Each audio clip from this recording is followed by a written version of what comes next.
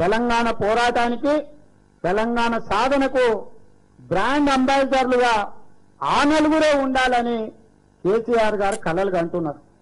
రాజకీయ పోరాటానికి brand ambassador గా కేసీఆర్ అయితే ఆత్మ బలిదానాలకు అంబాసిడర్ గా హరీష్ రావు ఉండాలనుకుంటుండు.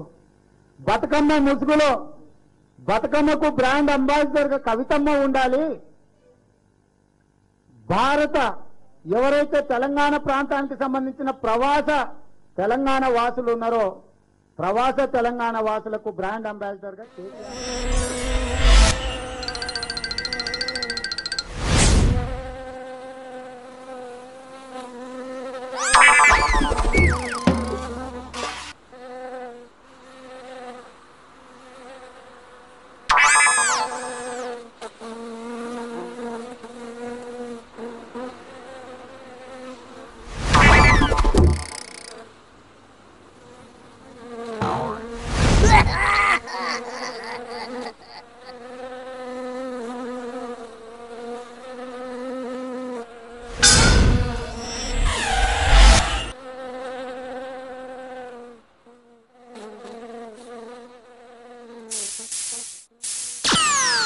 మాట్లాడుతున్నాం. మీరు ఊకే రేవంత్ అనవసరంగా మన పెద్ద లీడర్ చేస్తున్నాం మనం.